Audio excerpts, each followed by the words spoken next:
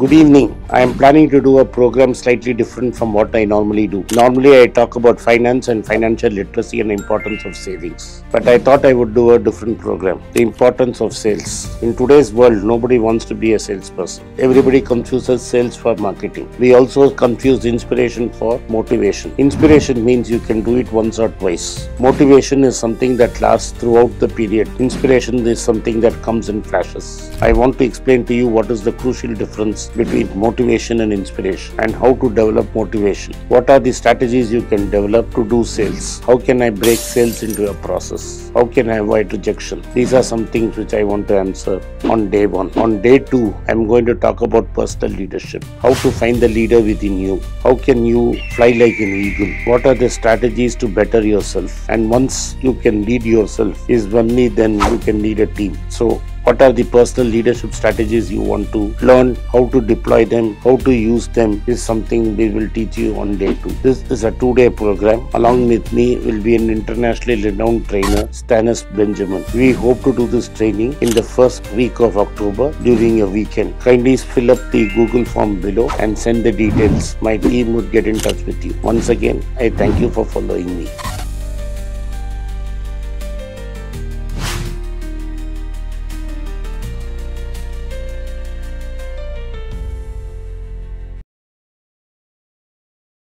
வணக்கம். மீண்டும் மணிப்பேச்சில் உங்களெல்லாம் சந்திப்பதில் எனக்கு மிக்க மகிழ்ச்சி. இன்னைக்கு சனிக்கிழமை உங்கள் கேள்விக்கு பதில் சொல்கிற டைமு. விஷ்ணு கேள்வி வச்சுருக்காரு, நான் பதில் சொல்கிறேன். எல்லாருக்கும் வணக்கம் சார். நிறைய கேள்விகள் இருக்குது சார். இன்னும் கேள்விகள் எடுத்துக்கிட்டு இருக்கோம். இன்னும் நிறைய கேள்விகள் ஆக்சுவலாக இருக்குது. So let's go for it. First கேள்வி நிறைய பேர் கேட்டிருக்கிறது, கோல்டு $6,600 போயிடும்னு கிறிஸ்வுட் சொல்லியிருக்காரு. இங்கிருந்து இந்த ப்ரைஸ்லேருந்து இனி அடுத்தது ஒரு 100% ஆவரேஜாக பார்த்தோன்னா 76% அப்ராக்சிமேட்டாக சொல்ல போனால் இந்த ரேட்லேயே யாரும் வாங்க முடியல சார். இங்கிருந்து இன்னொரு 76% ஏறுறதுக்கு சான்ஸ் இருக்கு அப்படின்னு சொல்லியிருக்காங்க. அது எந்த அளவுக்கு நடக்கிறதுக்கு வாய்ப்பு இருக்குன்னு நீங்க நினைக்கிறீங்க சார்? உடனே நாளைக்கே நடந்துடாது, இது ஒரு வருஷத்துல நடந்துடாது. ஒரு பீரியட் ஆஃப் டைம் டெஃபினட்டாக நடந்துடும். 100% சான்ஸ் இருக்கு. Only question is when. ஏன்னா நீங்க சொல்லும்போது கோல்டு 10,000 கிராஸ் பண்ணணும்னு சொல்லி ஒரு 5 வருஷம் இருக்கும். ஆனா நீங்க வந்து அப்பவே 10 வருஷம் சொன்னேன், 5 வருஷத்துல முடிஞ்சிருச்சு. நீங்க ஆக்சுவலா you bet your lifetime. ஆமா, நீங்க ஆனா இது 5 வருஷத்துல அது நடந்துருச்சு. I bet my lifetime, then set 10 years, அப்புறம் 5 இயர்ஸ் நடந்துருச்சு. 3 வாட்டி குறைச்சேன். இதுவும் டெஃபினட்டாக நடந்துடும். இப்போ நான் எதுக்கு இதை திருப்பி கேட்குறேன்னா உங்ககிட்ட ஒரு நம்பர் வாங்குறதுக்கு தான். ஓகே, 10 வருஷத்துக்குள்ளே நடந்துடும். 10 வருஷங்கிறது ரொம்ப ஜாஸ்தி. I am being safe. Okay, but 10 வருஷத்துக்கு முன்னாடியே நடந்துடும்.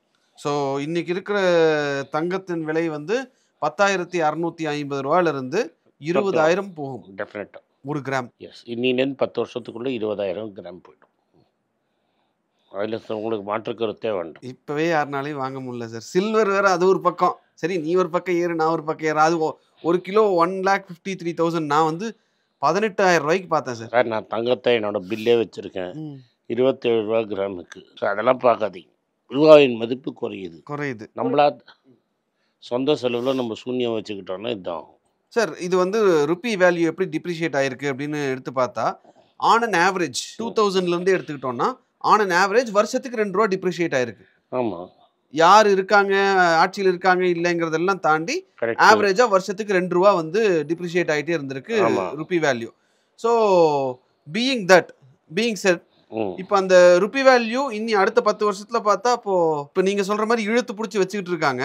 இழுத்துனா இப்போ அப்படியே 2 ரூபா விழுந்துட்டு தானே இருக்கு. நீ ஆவரேஜ் தானே சொல்கிறேன். ஆவரேஜ் தான் சொல்கிறேன். இழுத்து பிடிச்சி வச்சுருந்தா நீங்கள் ஒன்றும் ஏறி இருக்கணும்ல, இதுவும் ஏறலையே. மற்ற கரன்சிலாம் டாலருக்கு அகேன்ஸ்ட் அப்ரிஷியேட் அடித்தா கூட உங்கள் கரன்சி டிப்ரிஷியேட் ஆகுது இல்லை. 20லேருந்து 30 ரூபா குறையும். இன்னொரு 10 வருஷத்தில் சாலிடாக முன்னாடியே குறைஞ்சிரும். அதுக்கு முன்னாடி அதுவும் குறைஞ்சிரும். அப்போ குறையும் போது அது கோல்டில் ஒரு ஹிட்டு கொடுக்கும், மறுபடியும் டெஃபினட்டாக கொடுக்கும். Okay sir. சுற்றி கோல்டுக்கே வர்றதுக்கு காரணம் வந்து இன்றைக்கி சாமானிய மக்களால் வாங்க முடியல. நீங்கள் சொல்கிற பாயிண்ட்லேருந்து ஏதாவது ஒரு லூப் எடுத்து நாங்கள் கொஞ்சம் கொஞ்சமாக இனிமேலாவது சேர்த்த ஆரம்பிக்கணும். இப்போ கூட நீங்கள் கோல்ட் பீஸில் சேர்க்க ஆரம்பிக்கலாம், தப்பே கிடையாது. சேர்த்துட்டு நீங்கள் சொல்கிற மாதிரி இஃப் திஸ் இஸ் ரைட், கரெக்டுனா கரெக்ட்னு சொல்லிடுங்க சார். 100% கரெக்டு. டெஃபினட்டாக கோல்டு 20,000க்கு போகும், அதில் உங்களுக்கு சந்தேகமே வேண்டாம். கோல்ட் பீஸை கொஞ்சம் கொஞ்சமாக சேர்த்திட்டு ஓவர் பீரியட் ஆஃப் டைம் கொஞ்சம் அக்யூமுலேட் ஆனோன்னே அதை எடுத்து ஃபிசிக்கல் கோல்டு வாங்கி, அது உங்கள் இஷ்டம். நானாக இருந்தால் பண்ணுவேன். பட் கோல்டு 20,000 ரூபா போகிறது நிச்சயம். Okay sir, fine. நீங்கள் திருப்பி அதையே இன்சிஸ்ட் பண்ணுறீங்க சார். ஓகே சார், அடுத்தது 4 வாட்டி கேட்டதுனால நான் 4 தடவை ஒரு நம்பருக்காக கேட்டேன். ஆனால் நீங்கள் 4 தடவை 20,000 போகும் 20,000 போகும்னு ஓகே சார், டன். சார் அடுத்தது வந்து இப்போ இந்த ட்ரம்ப் டாரிஃப்ல அவரு H1B விசால கொஞ்ச நேரம் விளையாடிட்டு இருந்தாரு. இப்போ வந்து களம் மாறி ட்ரம்ப் வந்து பிராண்டட் மெடிசின்ஸ் அப்படின்னு சொல்லியிருக்காரு.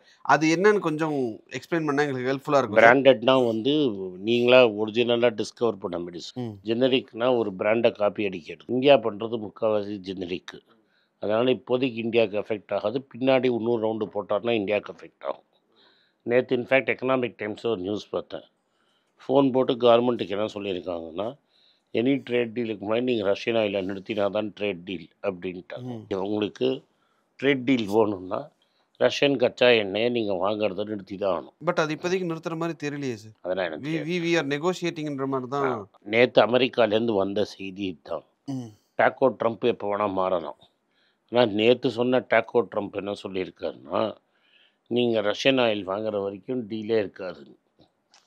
இப்போ நம்ம என்ன சொல்லியிருக்கிறோம், அமெரிக்காலேருந்து கார்ன் வாங்கலாம், கார்ன் வாங்கி எத்தனால் பண்ணிக்கிறான்னு கார்ன் வாங்குறவங்க அதெல்லாம் விடு, ரஷ்யன் ஆயில பேசு அப்படின்னு ஆரம்பிச்சிருக்காங்க. இதில் வேற நேற்று ஷபாஸ் ஷெரீஃப் வந்து எங்கள் முதலாளிக்கு எங்களால் முடிஞ்சது இவ்வளோதான் பண்ண முடியும், எங்களால் அவ்வளோதான் முடியும், அவருக்கு ஒரு நோபல் பிரைஸ் கொடுத்துட்டீங்கன்னா நல்லா இருக்கும், இந்தியாவுக்கும் பாகிஸ்தானுக்கும் வார் நின்னதுக்கு அவர் தான் முக்கியமான காரணம், அவர் சொல்லி தான் நிறுத்தணும், இல்லைன்னா அந்த வாரே நின்றுக்காதுன்னு சொல்லி திருப்பி ஷபாஸ் ஷெரீஃப் வந்து அதுக்கு முன்னாடி நாள் அவர் வந்து நான் தான் மாலையை போட்டுக்கிட்டாரு.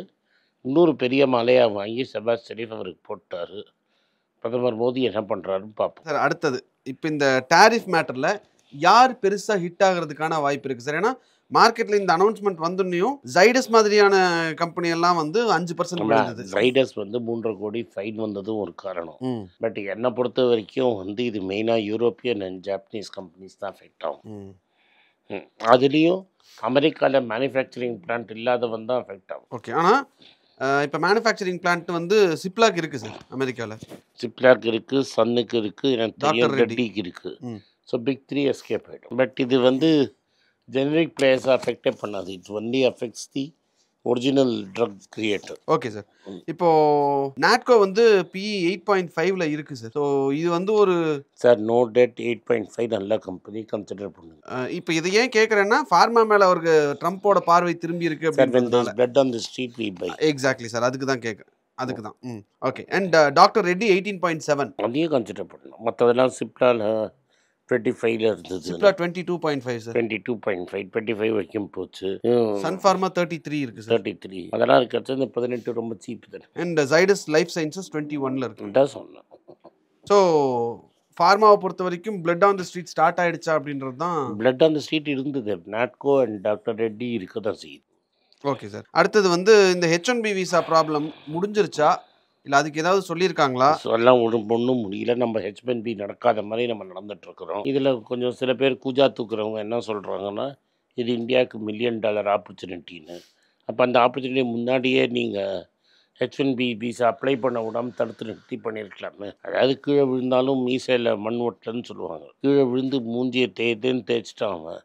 இல்லை உடம்பெல்லாம் அழுக்கு இருக்குது, மண் இருக்குது, மூஞ்சியெல்லாம் மண் இருக்குது, ஆனால் மீசையில் மண் ஓட்டலன்னு சொல்லிட்டு இருக்கோம். சரி, ஏன் இந்த கேள்வி கேட்குறேன்னா, ஒரு பக்கம் ஃபார்மா, இன்னொரு பக்கம் ஐடி, லஞ்ச் டைம் வந்துருச்சோ அப்படின்ற ஒரு ஆசை தான் சார். இன்னும் இல்லையே. இப்போதைக்கு வந்து BSE 500 ஸ்டாக்கில் 60% தான் பேர் மார்க்கெட்டுக்கு வந்திருக்கு.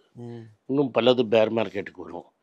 UAEயில் நேற்று HDFC பேங்கை கூப்பிட்டு, இனிமேல் புது அக்கௌண்ட்லாம் திறக்காதீங்க, நீங்கள் கிளைண்ட்டை ஏமாற்றிருக்கீங்க, கிரெடிட் சுவிஸ் பேங்கோட T1 பாண்டு விற்றது, டயர் 1 பாண்டு விற்றது வந்து கிளைண்ட்டை ஏமாற்றிருக்கீங்க அப்படின்னு ஒரு கேஸில் வந்து ஸ்டாப் ஆன்போர்டிங் கிளைண்ட்ஸ் அப்படின்னு சொல்லியிருக்காங்க. இதெல்லாம் நம்ம சொல்ல மாட்டோம். இல்லாட்டா நம்ம எப்படி சொல்லுவோம்னா, அவன் மூடினது நம்மளுக்கு நல்லது. அப்போ இந்தியாவில் இன்னும் HDFC கான்சன்ட்ரேட் பண்ணோம். எதை கொடுத்தாலும் ஒரு பாசிட்டிவ் ஸ்பின்லேயே கொடுக்கறது தானே உங்கள் வேலை. சார் இந்த ஒரு கேள்வி சார், கடைசியாக லஞ்ச் டைம் வந்துருச்சு, நீங்கள் உள்ளே இறங்கி விளையாடுங்கன்னு நீங்கள் கடைசியாக எப்போ சொன்னீங்க சார்? அது கொஞ்ச நாளில் 24க்கு 23க்கு போச்சு. 23 22 போச்சா கொஞ்சம் பெருசாக கன்சிடர் பண்ணுங்கன்னு. 21 போனால் நான் டெஃபினட்டாக சொல்லுவேன். 24,500 இருக்கும் சார். 24,700 இருக்கீங்க. 21க்கு வாங்கலாம். வெறும் ஒரு 3,700 விழுங்க பார்ப்போம். 3,700 பாயிண்ட் விழணுன்றீங்களா வாங்குறது? ஐ மீன் நான் இப்போ வந்து லஞ்ச் மாதிரி யோசிக்கிறதுக்கு. ஓகே, அது வந்துடும். Only matter of time. Sir என்ன சார், முன்னாடி தானே சார் போகணும் மார்க்கெட், நீங்கள் பின்னாடி வர்றதுக்கு சொல்லிட்டு இருக்கீங்க. இப்போ ஏர்னிங்ஸே இல்லைப்பா. ஏர்னிங்ஸ் எப்போ வரும்? இப்போ டேர்ன் ஓவர் இல்லாமல் ப்ராஃபிட் க்ரோத் காட்டினாங்க. எப்படி காட்டினாங்க? எம்ப்ளாயி சச்சக் சச்சக் சச்சக் சச்சக்குன்னு பண்ணாங்க. இப்போ டிசிஎஸ் இருக்கிறான், சச்சக் சச்சக் சச்சக்குன்னா. ஆக்சென்ச்சர் நேற்று ஆரம்பிச்சிருக்கான், அது வேற பார்த்துருப்ப நீ. அதை கேட்க மாட்டேன், ஏன்னா வருத்தமாகிடும் உனக்கு. ஏன்னா இப்படி ஆயிடுச்சே, தேனும் பாலுமா ஓடிட்டு இருக்கிற நாட்டில் இப்படி நடக்குது. அவன் அமெரிக்காக்காரன், இங்கே தானே சச்சக் பண்ணுறான், இங்கேயும் பண்ணுறான். சொல்கிறேன், சச்சக் சச்சக் சச்சக் பண்ணுறான்னா. ஸோ சட்டியில் தோசையில் இருந்து மாவு இருந்தால் தான் சட்டியில் தோசை வரும். மாவுக்கு நீங்கள் இன்வெஸ்ட்மெண்ட்டே பண்ணாமல் தோசை நல்லா எங்கே வருது தோசை? ஆக்சுவலாக ஒரு 6 மாதத்துக்கு முன்னாடி டிசிஎஸ் அவங்க இதை சொல்லும் போதும், லே ஆஃப் பற்றி பேசும்போதும் ஃபஸ்ட்டு ஆரம்பித்து வச்சது ஆக்சென்ச்சர் தான் சார். தான் நான் இப்போ என்ன சொல்கிறேன்னா, குட் நியூஸு. ஆக்சென்ச்சர் போன வாரம் கூட, நேற்று கூட நிறைய பேர் அனுப்பிச்சிருக்கிறான், இன்னும் நிறைய பேர் அனுப்புவேன்னு சொல்கிறான். ஸோ அதனால் நம்ம இந்த எம்ப்ளாய்மெண்ட் ப்ராப்ளம் சால்வ் பண்ணாமல் ஒரு பெரிய க்ரோத் வராது. நீ காசு கொடுத்தா கூட அவன் அதை சேவிங்ஸாக தான் பார்ப்பான். ஆமாம், எடுத்து செலவு பண்ணுறதுக்கான வாய்ப்பு ரொம்ப கம்மி. ஸோ ஐடி எம்எஸ்எம்இ பெயினில் இருக்குது. ஃபார்மாவை நீங்களே பெயினில் தள்ளிட்டீங்க. வந்துருச்சான்னு கேட்டு அவனும் எதுக்குடா வம்புன்னு ஆள் எடுக்கிறத நிறுத்திடுவான். ஸோ இந்த லாஸ்ட் 3 இயர்ஸாக இருக்கிற ப்ராஃபிட் க்ரோத்தே எம்ப்ளாயி காஸ்ட்டை கட் பண்ணி தான் வந்திருக்கு. ஸோ நிறைய பேர் அமைச்சிருக்காங்க, நிறைய பேருக்கு சம்பளம் ஹைக்கே இல்லை. ப்ராஃபிட் க்ரோத் இருக்குது, சேல்ரி ஹைக்கே இல்லை. இப்போ என்ன சொல்கிறோம்னா, இல்லாட்டா போப்பா, அந்த மைண்ட் செட்டில் இருக்கு. ஓகே, இப்போது ஐடி கம்பெனிஸ் இன்னுமே ஒஸ்ட்டாக போகிறதுக்கு வாய்ப்பு இருக்கா? ஆஸ் அன் இன்வெஸ்டராக நான் கேட்குறேன் சார். இறங்கி கம்பெனிலாம் டெட் ஃப்ரீ பாஸ். கம்பெனிகிட்ட காசு நிறைய இருக்குது. இன்னும் இறங்கிட்டுனா நம்ம ஹாப்பியாக கன்சிடர் பண்ண வேண்டியது. ஏன்னா நீங்கள் டிசிஎஸ் 52 வீக் லோவில் 21ல் இருக்குது. அதான் கன்சிடர் பண்ணோம்ல. நீங்கள் 30ல் கன்சிடர் பண்ணாமான்னு கேட்டீங்க, 21 வருஷம் கன்சிடர் பண்ணாமலாம் கேட்கவே இல்லை. 30ல் நான் கேட்டேன் லிட்டரலாக. ஆமாம் கேட்டேன். நீங்கள் எவ்வளோ சொன்னீங்க? 20 கீழே வந்தால் பார்க்கலாம் அப்படின்னு ஒரு சில சொன்னீங்க. ஆமாம், அப்புறம் ஒரு சிலதுக்குலாம் இந்த இன்ஃபோசிஸ் எனக்கு தெரிஞ்சுன்னு நினைக்கிறேன் 16க்கு கீழே வரும், கொஞ்சம் வெயிட் பண்ணு அப்படின்ற மாதிரி நீங்கள் சொன்னீங்க. இன்ஃபோசிஸ் இப்போ 22ல் இருக்குது சார். இப்போ 29ல், ஏன்னா அவன் பைபேக் அனௌன்ஸ் பண்ணியிருக்கான். ஸோ டிசிஎஸ் பைபேக் அனௌன்ஸ் பண்ணல. 100-200 விழுறதுக்கு வாய்ப்பு பிரகாசமாக இருக்குது டிசிஎஸில். சார் ஆல்ரெடி அது 3000 கீழே வந்துருச்சு சார். இது கொஞ்சம் 2750 கீழே போட்டுமே. ஓகே, நாங்களாம் 3200 300 இப்படியே பார்த்துக்கிட்டே இருந்தோம், இறங்குமான்னு. இறங்கிடுச்சா இல்லையா? இறங்கிடுச்சு. இப்போ நீங்கள் 2750 லெவலுக்கு சொல்கிறீங்களே, அது என்னடா 150 ரூபா தானே? ஓகே சார், அது எங்களோட டிஃபன் காஃபி அவ்வளோதான் சார். ஒரு நாளைக்கு 150 ரூபா நீங்கள் இறங்குறத வச்சு சொல்கிறீங்க. ஓகே, அடுத்தது இன்ஃபோசிஸ் சார் 22, அதுவும் 20 கீழே போய் தான் ஆகணும், மேட்டர் ஆஃப் டைம். ஹெச்சிஎலும் அதே 22ல் இருக்குது sir. Wipro already is below 20 sir. அதான் விப்ரோ நல்ல ஸ்டாக், அது கன்சிடர் பண்ணணும். But tech Mahindra still at 30. ஏன்னா ஒரு வருஷம் லாஸ் பண்ணதுனால இருக்குது. டெக் மஹேந்திரா பக்கம் போகாதீங்க. இந்த 4 இருக்குல்ல, அதில் விப்ரோ எவ்ரிடே ஒன்று பொறிக்கலாம், மற்றதெல்லாம் இங்கி பிங்கி பாங்கி போடுங்க. Okay okay sir. Tech Mahindra எனக்கு தெரிஞ்சு ரொம்ப வருஷத்துக்கு முன்னாடி நீங்கள் சொன்னதில்ல சார்? ரொம்ப வருஷத்துக்கு 2015 பயங்கரமாக ஏறிடுச்சு. 15-16 நினைக்கிறேன். 300-200 ரூபாய்க்கு ஏதோ 350 ரூபா. ஆமாம், நீங்கள் சொன்னீங்க, எனக்கு என்கிட்டயே சொல்லியிருக்கீங்க அதை. அப்போ 2015-16லேயே நீங்கள் சொல்லியிருக்கீங்க. எப்போதும் பிளட் அந்த ஸ்ட்ரீட் இருந்தால் நம்ம ஹாக்கி எடுத்துகிட்டு ஓடி வருவோம். பிளட் அந்த ஸ்ட்ரீட் இல்லை, ஹாக்கி இல்லை. இது பிளட் அந்த ஸ்ட்ரீட் இல்லைன்னு சொல்லுவீங்களா, இல்லை இந்த பிளட் பத்தலைன்னு சொல்லுவீங்களா? இன்னைக்கு இன்னும் பிளட் அந்த ஸ்ட்ரீட் வரல. ஓகே, ஸோ ட்ரம்ப் இன்னும் ஹெல்ப் பண்ணணும்னு நீங்கள் ட்ரம்ப் நம்மளுக்காக வேலை செஞ்சுக்கிட்டே இருக்கிறாரு. மோடிஜியும் உங்களுக்காக வேலை செய்கிறாரு. Okay sir. ஸோ இது ஒரு பக்கம். இனி அடுத்தது டாடா கேபிட்டலுக்கான ஐபிஓலாம் அக்டோபர் மாதம் வருதுன்றத சொல்லிட்டாங்க. அக்டோபர் 6ஆம் தேதி வருது. அதை பற்றி நம்ம டிஸ்கஸ் பண்ணுவோம் சார், நாளைக்கு டிஸ்கஸ் பண்ணுவோம். அது போக பிஒய்டியிலிருந்து வாரன் பஃபெட் கம்ப்ளீட்டாக 17 இயர்ஸ்க்கு அப்புறம் வெளியே வந்துட்டாருன்ற நியூஸ் எல்லாம் இருக்குது. அது எந்த மாதிரியான ஒரு சேஞ்சஸை கொண்டு வரும் அப்படின்றதெல்லாம் நாளைக்கு இந்த கேள்விகள் உங்கள்கிட்ட கேட்குறேன் சார். Thank you sir. நன்றி, வணக்கம். எங்களுக்கு 4 சேனல் இருக்குது. ஹிந்தியில் பைசா போல்தா ஹேன்னு ஒரு சேனல் இருக்குது. ஹிந்தி தெரிஞ்சவங்க ஃப்ரெண்ட்ஸை அதை சப்ஸ்கிரைப் பண்ண சொல்லுங்கள். அதே மாதிரி தெலுங்கில் மணி மாத்துலு, கன்னடாவில் மணி மாத்து, அண்ட் மலையாளத்தில் மணி பேச்சு மலையாளம்னு சேனல்ஸ் இருக்குது. அந்தந்த பாஷையில் அவங்கவுங்கள பார்த்து அந்த சேனலை சப்ஸ்கிரைப் பண்ண சொல்லுங்கள். நன்றி, வணக்கம். எனக்கு ஒரு விஷயத்தை அட்டென்ஷனுக்கு கொண்டு வந்திருக்காங்க. என்னோட ஏஐ ஜென்ரேட்டட் இமேஜை பார்த்து யாரோ ட்ரேடிங்க்கு பணம் கொடுத்து ஏமாந்துருக்காங்க. ப்ளீஸ், உங்களுக்கு நான் பல தடவை சொல்லிட்டேன், இப்பவும் சொல்கிறேன், நான் யார்கிட்டையும் பணம் டைரெக்டாக வாங்குறது இல்லை, அப்பாயின்மெண்ட் பார்க்குறதே கிடையாது.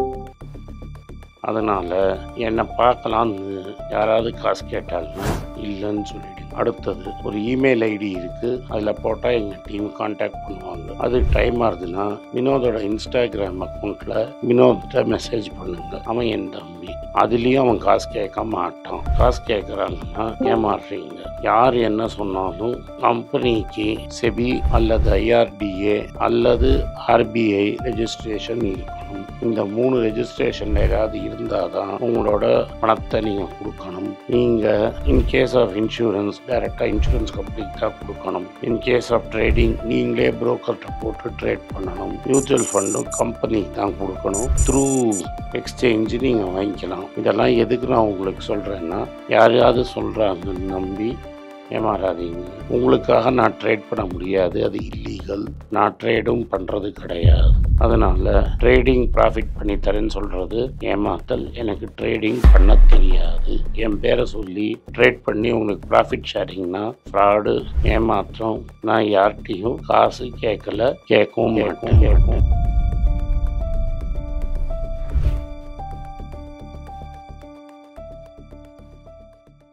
உங்கள் பேராதரவுக்கு மிக்க நன்றி.